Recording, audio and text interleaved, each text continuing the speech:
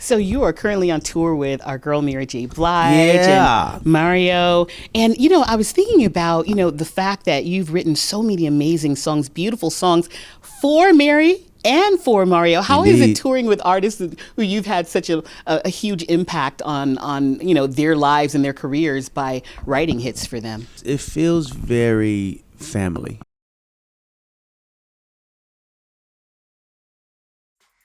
Hi guys, it's Shelly Wade. Super excited to be here at the Sound Space at the Hard Rock for the Audacy check-in with Neo. Yeah. How you Hey doing, love? Neo. So excited. I was telling Neo that the last time I interviewed you was a few years back when I lived on the West Coast, and I showed him the pic that I posted, and you were like, Oh no, we don't age around here. Yeah, yeah, we have a strong, both still looking fab. strong case of Benjamin Button going on around here. It's a good thing. It's a beautiful thing. Yes. So how are you? I am fantastic. I'm better than fantastic. I'm in a great space.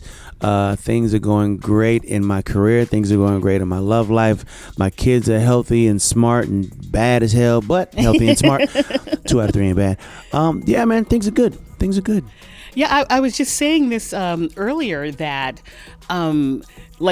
if you Google Neo, the first 10 pages will be about your personal life, which is astonishing to me because you have, just the quality of music that you have contributed, to us. That's what we should be talking about. I agree. I guess it kind of speaks to the world we live in right now. It's all right. I don't so much mind anymore what gets you in the room. It's what keeps you in the room. If my personal life is what made you Google my name, and then you Google my name, and then you get the music, that's fine. I don't even care. As long as you get to the important part, which is that's how I rock. As long as you get to the important part. So one of our all-time favorite songs by Neo is Miss Independent. I was going to say, we can start calling you Mr. Independent because you are now independent. You're an independent artist. Yes. You're putting out new music via your Compound Entertainment. Yes, Entertainment. indeed. Tell us all about that. Okay, so I can't talk too bad about The Machine because The Machine, over the last 17, 18 years did very, very, very good by me. I've achieved things in music that most can only dream of, more than I ever dreamed of personally. So I can't talk real bad about The Machine. However, there are elements of The Machine that just after a while I just kind of realized that I was stressing over and I didn't have to anymore. You know what I mean? Dealing with the opinions of people opinions that you don't so much respect, in some situations. Yeah. And a guy behind the desk can't tell me what my music is supposed to sound like. He can't do that, but he'll try because he's part of the record label and it's basically his job to do so. Being on someone else's time schedule and having to deal with someone else's agenda. I'll do a song Monday, want to drop it Tuesday, and they're like, no, you have to wait 6 months. And I'm like, wait, what? Why? Come on. Yeah. All of that. And then plus I realized that at this point in my career, my fan base is kind of built in. Like, the people that rock with me, they're there. And whatever I drop, they're going to go get it. They're going to make sure that that they check it out. So, and then on top of that, my team is immaculate. I have an amazing group of people that I work with. I don't like saying stand behind me because they don't stand behind me. We stand shoulder to shoulder. Yeah. Like these people hold me down, and without them, I would leave my head at home, and amongst other things. And they are more than capable of doing everything that needs to be done. So, by choice, I decided to go independent. And I can honestly say that it's been an interesting journey, but it's been a good one. As an independent artist, there's things that certain things that fall on your shoulders that didn't as a signed artist. For example, every red cent that is spent is one of mine. Yes. Yeah, that's not exactly fun. However, what I'm saying, I'd rather go broke doing something I love than spend somebody else's money and have to do something I didn't want to do. So what's your experience now that you're releasing music under Compound? Does it feel any different in the way you're writing and producing and what you're putting out? And tell us about the new music. Not necessarily different. I feel more free. I feel like I have the power to do whatever it is I want to do whenever I want to do it. Yeah. You know, and being an artist that was signed to a label for as many years as I've been, that is priceless. Yeah. You know what I mean? And to speak on the new music, I'm just in a, well, I can't necessarily say an honest place, because I've never necessarily been dishonest in my music. To be completely 100%, I've been more honest in my music than I have in my actual life. You know what I mean? It's things that if I couldn't say it out my mouth, I could write it in a song. But now I think I'm just kind of putting a magnifying glass on that, you know, the freedom of just truth, you know, living in my truth, walking in my truth unapologetically, you know, not concerned with opinions or you know, just what people think, what people say. These things bog you down. You know what I mean? It's just crazy that we live in a time where validation from strangers is like currency. I don't get it. I don't understand it. And mind you, I won't act holier than thou as if I've always been this person, but you know, I definitely had to grow to this. Yeah. But now that I'm here, I look back and go, wow, I really used to let the opinions of strangers ruin my day. And these people do not know me, and I don't know them. So you are currently on tour with our girl Mary J. Blige and Mario. And, you know, I was thinking about, you know, the fact that you've written so many amazing songs, beautiful songs for Mary and for Mario. How is it touring with artists who you've had such a huge impact on, you know, their lives and their careers by writing hits for them? It feels very family. You know what I mean? Mary has always been just one of those real, like, grassroots, true to life people. You know, mind you, she has all of the makings of a diva. You know what I mean? Like, you know, if she walked in here and she had women throwing roses at her feet as she walked, it'd be completely valid. It's like, all right, well, I mean, it's Mary. That's fine. It's Mary, of course. But she's also the kind of person that's going to ask if you ate today. You know what I'm saying? Like, we'll get up and go get you a glass of water if you need one. Like she's just real people, and she genuinely cares about people. From the day I met Mary J. Blige to now, it's always been, you know, that family member who you're going to go over to their house and you know you're going to eat good. Yeah. You know, you're going to laugh. You know, y'all might have a serious life conversation. You might shed a tear, and it's totally okay. Nobody's judging you. Like, that's Mary. Yeah. And I love people like that. I love people that are unapologetically who they are, and people that actually give a damn about people. You know what I mean? Mario, same situation, man. Like, we kind of, dare I say, we damn near started our careers together. You know, because writing that song for him is kind of what got me the attention that got me my Def Jam deal. And then, of course, that song being one of his biggest kind of, you know, catapulted him to where he wound up. And so, yeah, man, we've been growing up in this thing together, you know, and it's great to just be able to share the stage with people that you genuinely respect. It's a beautiful thing. Yeah, I can't wait to be in the audience for the show. Man, listen, this is one of those shows, and I've been saying this all week. This is one of those shows where you are literally going to sing every single song. You're gonna sing. This is for my fans. This is by my fans, because y'all gonna sing every song with us, every single song, from Mario set to my set to Mary's set.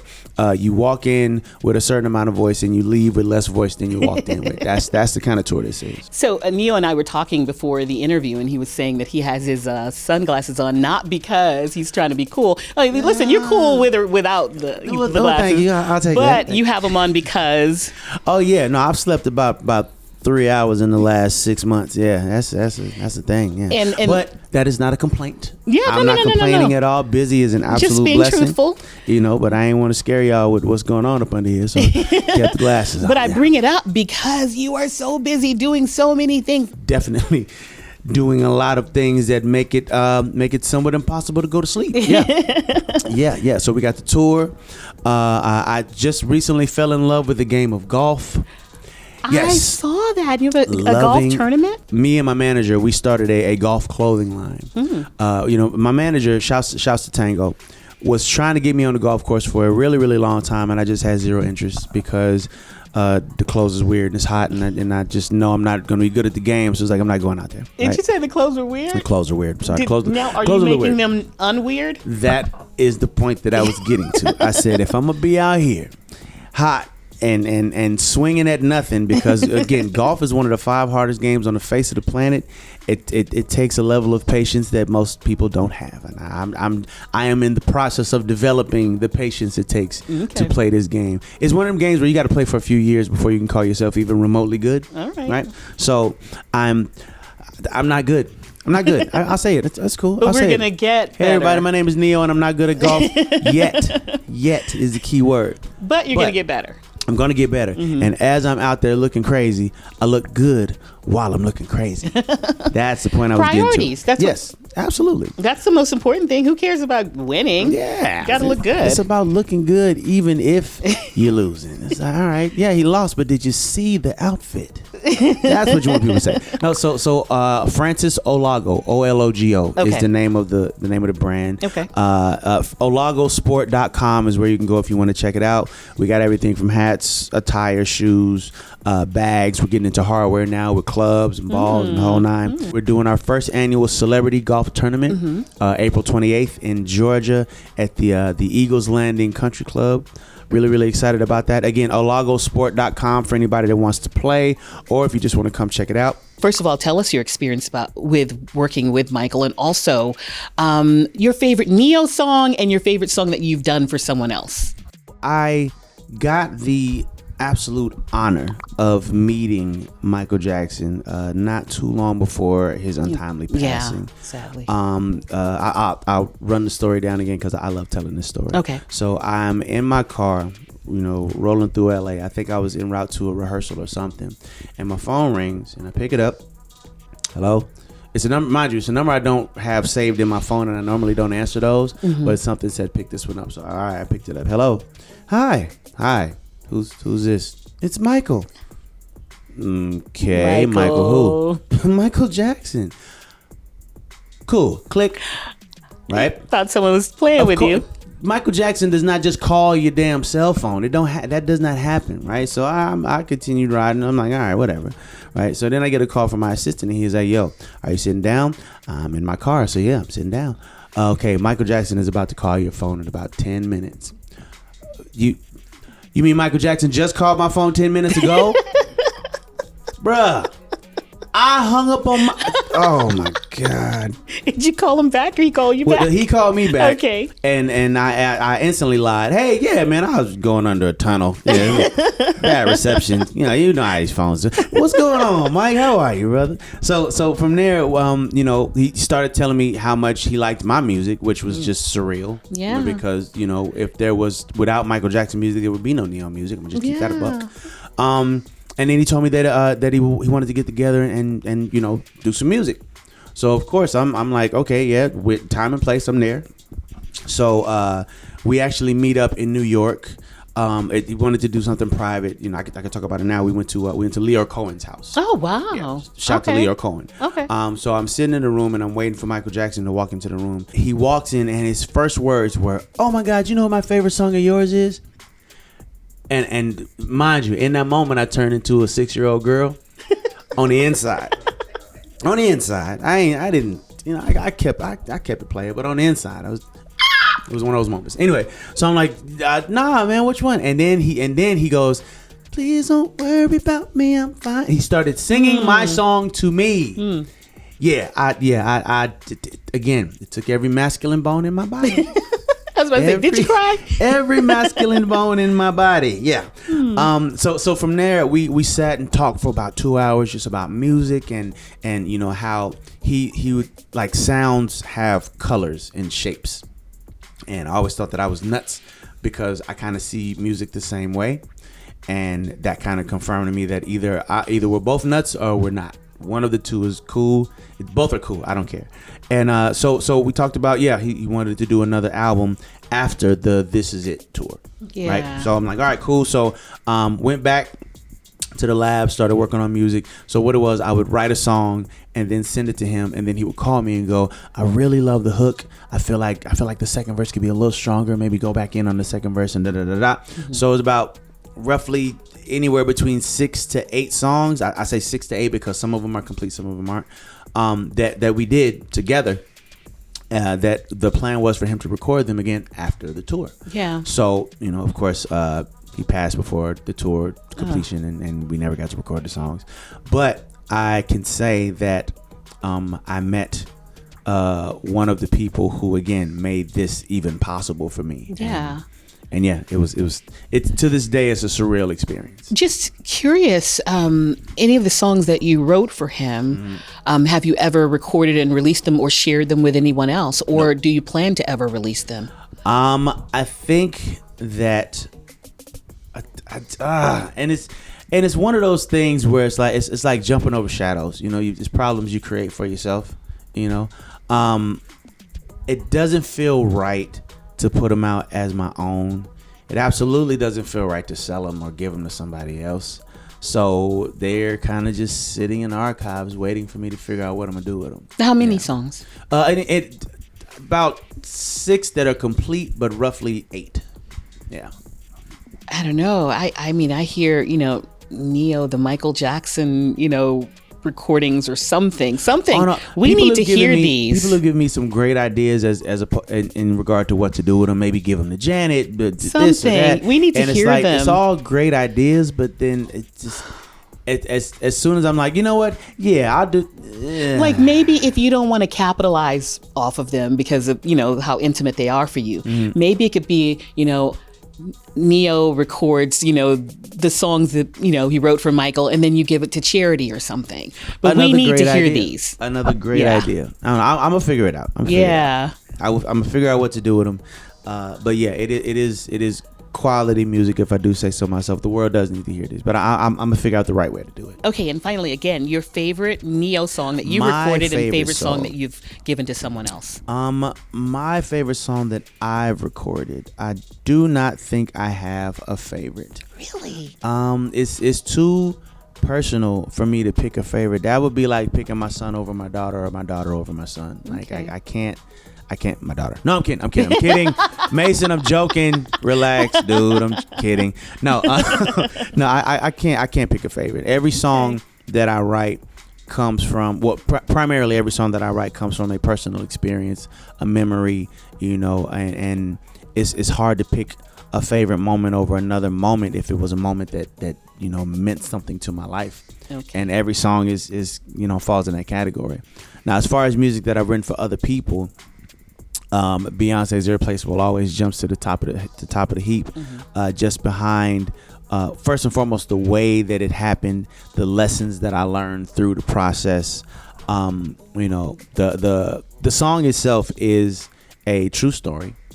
I grew up in a house with my mother, my sister, my grandmother, 5 aunts, and me till I was about 16 years old, right? And there was one particular aunt who every month had a brand new love. She was in love, brand new, every single month. The top of the month, oh girl, like I love him so much. At the end of the month, he wasn't dirt. It was that, right? So one particular guy lasted a little longer than everybody else. 1 month rolls by, 2 months, 3 months, 4 months. Oh, okay, this is something serious. All right. She bought this man a car with money that she did not have. Oh. This was serious, right? This was the talk of the house. This dude, right? Come to find out, he's rolling through the very small town that we lived in that car with another woman and all of these things, and the whole town is talking about it. Gossip. So she's heartbroken and embarrassed. So I remember the day that he came by the house, and I remember I used to personally not like this guy because I might have been 10, right? And I'm sitting in the living room. But your spidey senses knew. Kinda. I just never liked it. I didn't like him because every time he would see me, he would do this thing to my head. Oh, you man, get off me. It was that thing. So he walked in, he does a thing, and get off me. It's Tom and Jerry. Anyway, so he goes back in the back. Again, the house is not big, so you can hear everything that's going on. So he goes, babe, where's my where the leather jacket at? And she goes, oh yeah, to the left. Yeah, everything that's yours is in that box right there to the left. Wow. And it just escalated from there. And I just remember it just being funny. It was so funny to watch this dude that I didn't like anyway get chewed out by my aunt and then forced to walk out the house holding a box of his belongings, talking about, you ain't gonna never find somebody to love you the way I love you. You done made a mistake today. And it was hilarious, right? So I wrote the song. And I wrote the song with the intention of kind of flipping the story to like act like it was my story. Mm-hmm. But once we finished it, myself and Stargate, shout out to Stargate. Yeah. We knew that we had something, but something didn't feel right. It was like, this is a hit, but maybe it's not a hit for you. And I'm like, what? Okay, you might be right. Because we knew that the song was special. Yeah. But it's just something about what was happening in the moment just didn't feel right. So I was like, you know what? This might need to be a woman's song. A woman may need to deliver this particular message. So we shopped the song to a few female artists before it landed where it landed. You know, names that I will not say right now. Share names. Oh no, maybe one name. These people kick themselves regularly. I can imagine every time they hear this song, they get themselves a nice swift kick in the pants. Yeah, not even one name. But I can't do Rihanna? it. I can't do it. Rihanna? I can't do it. I can't do it. If I say it, would you? Your interviewer is showing. Mm-hmm. Your journalist is showing right now. No, just one, maybe two names. I'll say there are definitely names that you would recognize. People that you know. And mind you, I can't fault anybody for just not seeing it. You know, everybody doesn't get it, and that's fine. It's happened more often than you would imagine. You know, obviously somebody hears a song, and it was meant for. Delivered it perfectly. Clearly, song was clearly meant for Beyonce. You know, Beyonce heard it, went in the studio, knocked it out in roughly an hour. Again, I was saying I'm normally accustomed to holding the artist's hand, you know, through the process. Mm-hmm. You know, the next note is this one, and that was good. It was a good take. Let me get one more though. Just I feel like you could. Yeah, she did not need me for anything. I got the note. Yep, I know what it is. I'm good. And I'm like, all right, I'm gonna go get a coffee or something, and I'll be back. I came back and the song was done. It was done. Yeah, Beyonce's not human. It's cool. Meant to be. It's all right. It's all right. I love you. I love you, you alien. I love you. Yeah, she's ridiculously talented, and I always think back to that song. And what I learned is that the message as well as the messenger is important. You know, the message switches up depending on who's delivering it. Mm-hmm. You know, have you ever been in a situation where you tell somebody something, right, and it's poignant, it's something that they need to hear, and it doesn't so much compute, but then somebody else tell them the same thing and they get it, and you go, ain't that what I just? Ain't that what I said? I mean, you can attest to that as a parent, I'm sure. Oh, 1,000,000%, 1,000,000%. Neo, you were talking about how much you love Beyonce. We love you too, and again, you have blessed us with so much of the soundtrack to our lives. So thank you. I mean, when I say, I don't want to just say good songs, gorgeous, beautiful songs. Thank you. So thank you. And thank you for joining us for this Audacy check-in here at the Audacy Sound Space at Hard Rock, New York. Thank you. All love. Enjoy that video? See more interviews, more performances, and more of your favorite artists by subscribing and downloading the free Audacy app.